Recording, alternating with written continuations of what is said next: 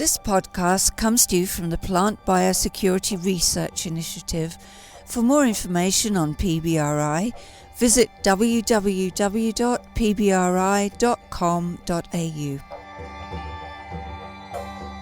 G'day, this is Chris Brown. Fall armyworm was first detected in Australia early in 2020, and naturally there was concern about what this exotic pest could mean to Australian farming. Over coming weeks, your industry will be presenting a number of podcasts, both with international experts as well as local scientists, growers and advisors, to try to come to grips with what to expect from fall armyworm as it continues its spread in Australia. Now, today I'm speaking to David Kerns, the Associate Head of the Department of Entomology at the Texas Agriculture and Life Sciences University, situated in the city of College Station in East Central Texas. David, welcome. Firstly, can I get you to introduce yourself to our Australian audience, maybe a bit about your background and your experience with fall armyworm? Well, I'm a professor and the state IPM coordinator for the state of Texas, and a professor here at Texas A&M University, and I have an extension appointment. I do a lot of outreach and research that's very applied through the Texas A&M AgriLife Extension Service. I've worked with fall armyworm for many years. I've been a lot of different places. Spent time in Arizona, where working primarily in vegetables and citrus. And we had some fall armyworm incidences there. They weren't extremely severe, but we would occasionally pick them up. And then spent time in West Texas, and fall armyworm is pretty common out there. And then in Louisiana, and again, it's fall armyworm is very common pest in the Mid-South states of the U.S. And then most recently, here at Texas A&M. And again, we see fall armyworm every year. I think the thing you want to remember about fall armyworm, it's a diverse species. And what I mean by that is there's different races or strains. Typically, the two that we deal with, we call them either the corn strain or the rice strain. They're very distinct. I mean, they can hybridize or they can crossmate, but honestly, it depends on which strain's the male and which one's the female if the mating's successful. So it's almost like you got subspecies, and the crops they affect and the control strategies are going to depend on the strain of fall armyworm you encounter. Just to be more complicated, we're going to be talking about Texas today. So we just get a picture of Texas in terms of its climate, and our listeners can then sort of relate it to their own climate. So what is the climate of Texas, if there's one or multiple climates?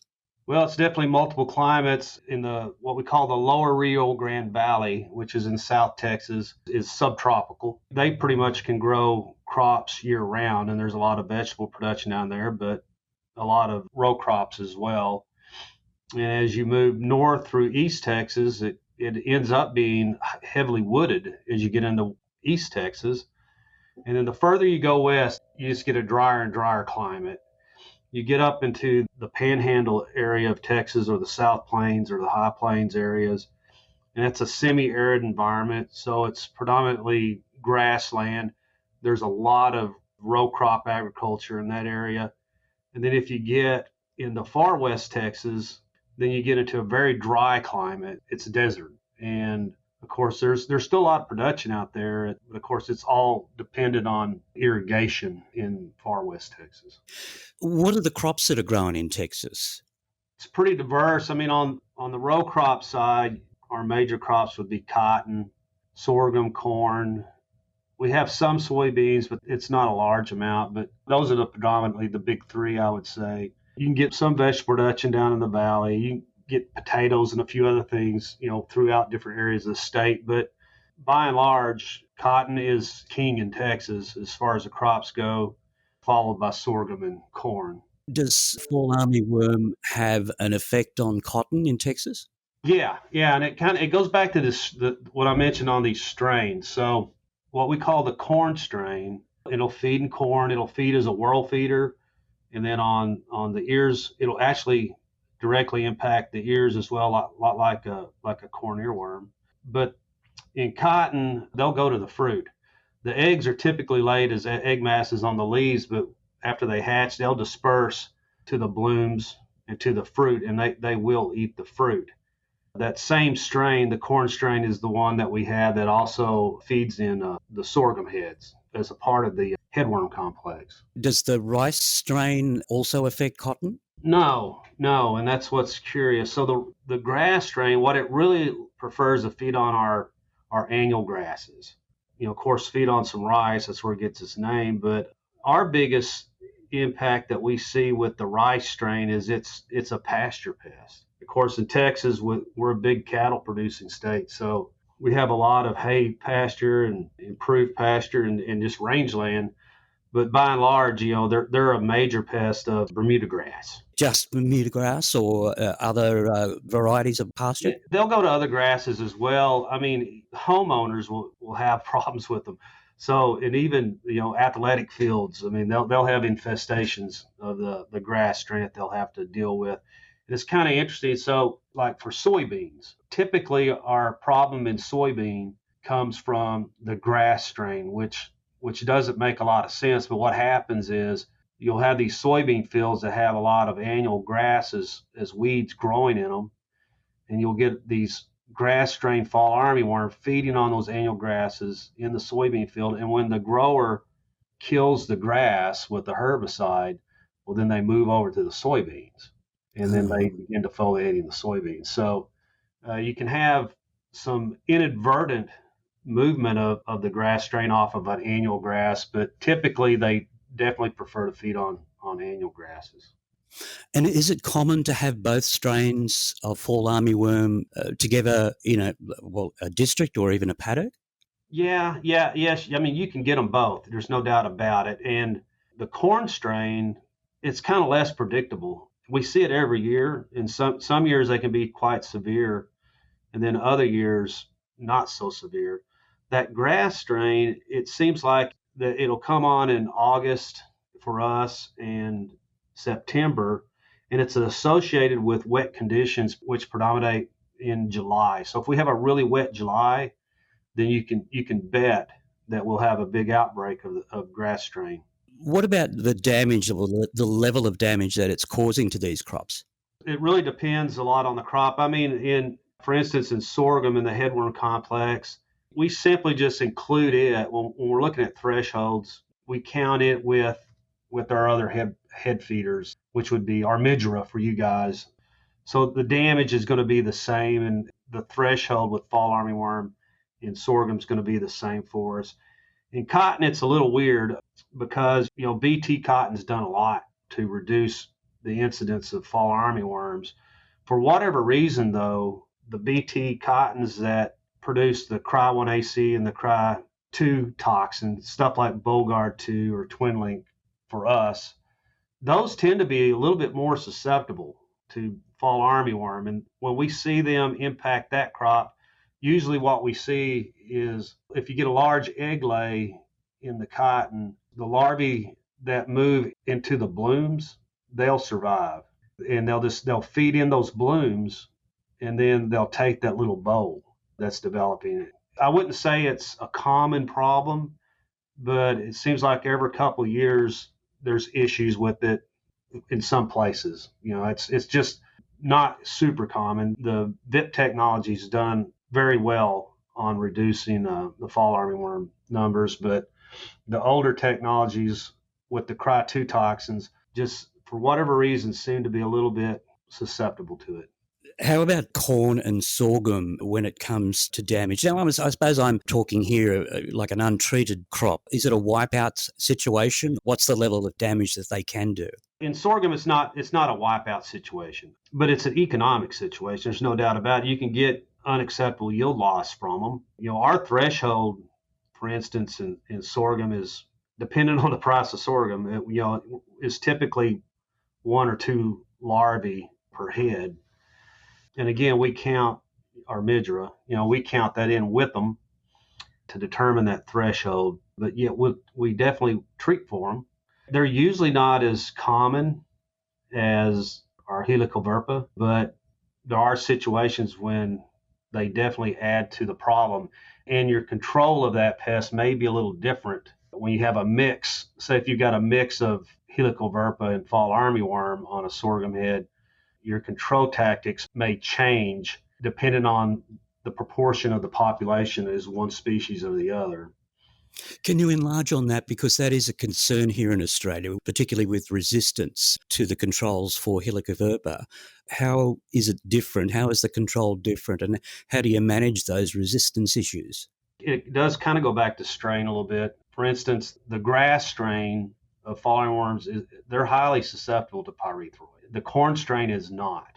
And so if you have fall armyworm in your mix, your pyrethroids are probably just not going to be as effective on that population. The good thing about sorghum is, I mean, with the head being so exposed, if you catch those larvae very soon, if you're treating a first or second instar fall armyworm, you can still kill them with the pyrethroid. But as soon as they hit third or fourth, you can forget it. I mean, it's not going to be very effective at all. Whereas with the Helicoverpa, and we have some pyrethroid resistance issues with that pest, but they do tend to be a little bit more susceptible to the pyrethroids than the fall armyworm. And also, I know y'all use a lot of MPV for your Helicoverpa control in Australia. So if you have a lot of fall armyworm in your mix, then, of course, that's very specific to Helicoverpa. Then it's going to miss all those headworms. And if you back up some in the development of the crop, you can get a lot of fall armyworms that whirl feed. You can get some yield reduction off of severe infestations of whirl feeding fall armyworms, but they're very, very difficult to control when they're whirl feeding. They're just, to get the product to them is hard to do, even with your best products like your diamides. Well, we've done tests with diamides, which we've seen at very high rates, no more than 80% control. And it's cost prohibitive for the amount of control you get. So we typically don't recommend treating whirl feeders. And if you try to use something a little bit cheaper, let's say you try to, I've had people try to use a pyrethroid to control whirl feeding fall armyworms. And of course, it just doesn't work. And it ends up making the situation worse because you can get a lot of parasitism of those whirl feeding fall armyworms. And all that pyrethroid does is knock out your beneficials. So it can be detrimental. I have read, doing some research, about the third instar as, I suppose, the limit of control with pyrethroids. What about beyond that? There are obviously chemistries, you've just been talking about them, that can control the caterpillar at a later stage. Oh yeah, chlorantraniliprole. We call it Previthon here. I don't even know if y'all have it. I don't know what products y'all have access to, but I'm sure people will be checking that right now. It's a diamide insecticide, and it is highly effective. And the good thing in sorghum is you can go with a pretty low rate, just because, again, that sorghum head's so exposed that you can clean them up. You can, like I said, using that same product, you can get some control out of whirl feeders. Again, it's just not as good as it could be, but you can get some. Probably the other product that we've seen that has pretty good fall armyworm control is Nova Luron. And I don't know if you have that one either. We call it Diamond here in the U.S. It's another very good fall armyworm material. Let's just move on to a couple of the other crops that you've mentioned. Corn was one. Is it a big problem in corn in Texas? Yeah, it can be. And again, it's similar to sorghum, that you can get them feeding in the whorls, which we usually don't treat for. And then on the ears, well, we don't treat for them then either because your window of control is so narrow to pick them up. So mostly what you're relying on is VT technology to try to control those. But we don't have the VT corn in Australia. Oh, that's not good. Yeah, so it's going to be a little bit different. So again, the whirl feeding could be an issue. That might be something that y'all have to rely on. Again, you'd have to rely on the diamide insecticide to really try to pick those up. And then again, your control wouldn't be 100%. like I said, it may be, 80 at best. But when they get into the ears, there's really not a lot you can do. And they feed differently. So where your helicoverpa tend to be tip feeders, and a lot of times they'll stay up in that tip, and you really won't have a lot of incidents of economic damage because they feed in that silk channel and on those immature non-harvestable kernels, so they don't pick up a lot of the harvestable kernels. Whereas that fall armyworm, a lot of times they'll just go straight through and go deeper into the ear and feed on a large portion of the harvestable part of the ear. And so that can be a big issue. Outside of having a very strict and regimented spray program, I don't see a lot of benefit from trying to treat from them. It's just probably not cost effective. These products that work so well, like the diamides, they are translaminar and they will move in the plant, particularly in the leaf. And even if you get it on the stem, it can move up through the plant, but they don't move in the silk. So every time that silk grows, it's going to expose something that's not treated. And so it's almost like your timing would have to be exact when that worm is starting to enter that ear to pick it up. And so it takes a lot of really close scouting and monitoring to get a good effective shot of an insecticide for fall armyworm and corn. How do your ranchers manage their pastures when fall armyworm's about? So again, so we go back, that's the rye strain. It's a lot easier pest to control than the corn strain. It's just a lot more susceptible to our insecticides.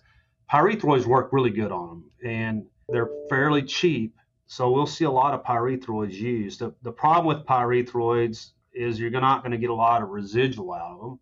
So if you're in a situation where you're just getting in, flight after flight after flight into your pasture, then it would require multiple applications. That's where we run into problems, because I don't know very many cattlemen that like to spray. So we can look at other products. And again, these diamides, the chloranthopirilino is dynamite on them. And with that product, depending on the rate you use, you can get about 3 weeks control out of it, and which is just absolutely phenomenal. So you can pick up anything that keeps hatching out in that pasture or any kind of continual flights. An alternative to that is to use a pyrethroid mixed with diflubenzuron. It's a very old insecticide. It's an IGR. And so that product will not kill any of the larger larvae. So if you got a pasture and you have a bunch of larger worms out there, you're not going to pick any of those up. But it'll pick up very small larvae. And then if you have any eggs hatch behind that pyrethroid application that's going to wear off in 4 or 5 days, then that product will pick them up most of the time. And it's very cheap. So that's very popular for the pasture guys as well. There's some other products as well, like methoxyphenicide. And again, I don't know what y'all have access to. That's another IGR. It's got longer residual than, say, a pyrethroid under dry conditions. Under wet conditions, it's not very rain fast, but it has a lot of utility as well. When you say ranchers don't like to spray, I can imagine our pastoralists don't like to spray too much either. So when a fall armyworm hits a paddock, does it occupy hundreds of acres or just a couple of acres? How does it behave? So with that rye strain, when it hits, it's widespread. It literally thousands, if not millions of acres at once. Oh, really? Yeah. I'll give you an instance. In 2018, we had a huge issue with them in East Texas, and Central and East Texas, and they sprayed so much pasture that they completely used all the pyrethroids in the state of Texas. Wow. And the alternative was no pasture? Yeah, the alternative is no pasture. What about vegetables? Now, I think you mentioned some vegetables. You've had experience with some vegetables in other states. How significant is it a problem in vegetables? It doesn't seem to be as severe, although you can get them. And my experience with them is when I was in Arizona, so it's somewhat limited. And we would get them in head lettuce. And the bad thing about that pest, when you get them in head lettuce, they would bore straight into the head. And so, again, you're looking at Of course, that's going to completely lose that head. And, if you get enough of that, they're going to kick the whole crop out. They'll bore straight into it. And so timing of application in that kind of situation is critical. And of course, their threshold in vegetables is 0. So, if they pick up any fall armyworm, it's an automatic application to control that pest. You mentioned beneficial insects. How big a role do they play in the control of fall armyworm in Texas? They can be fairly significant. I would say, for instance, in sorghum, and I would say this for our Helicoverpa too, there is a lot of times when we can have a huge egg lay in the sorghum, and you may have a 5x threshold or even more. It may be 10x threshold of larvae on that head, and you can come back in a week and there's nothing there. You can attribute a lot of that to beneficials. You can also, attribute it just to environmental conditions. So they play a significant role. And not only in crop, and then probably their most significant role is probably out of crop in the natural habitat and helping suppress populations. And there's a whole host of them. A lot of predators will feed on them, but again, a whole host of different kinds of parasitoids that will prey on them. And not to mention viral diseases, naturally occurring ones that can come in. And especially when you get these situations with these very large populations of larvae, like we see a lot of times, particularly with that grass strain, just millions of larvae. If the environmental conditions are right, it's not uncommon to see a big epizootic come in and just take them out. The problem we run into in those kind of situations is that I would say in most cases, you've already suffered some injury to that crop, economic injury, by the time that epizootic is actually kicking in.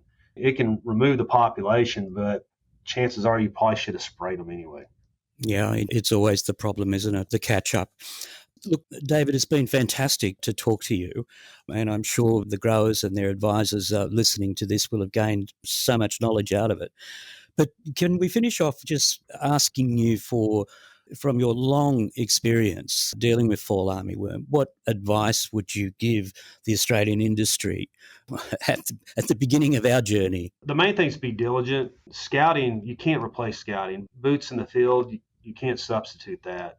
If you got boots walking your fields and eyes looking, then you're going to pick those situations up. In most cases where you run into really disasters, it's from not catching it soon enough. I think that the tools are there in most cases to control the pest. It's just a matter of being diligent and watching for the pest and making timely decisions if you need to treat. When you say scouting, are you looking for damage or are you looking for the pest, or both? I would say both, and it's going to depend a lot on the crop. In something like sorghum, you're looking for the pest, and then in cotton, it's mostly the pest you're looking for, and a little bit of damage. In pasture, it's mostly the pest, but damage can definitely be an indicator of what's out there.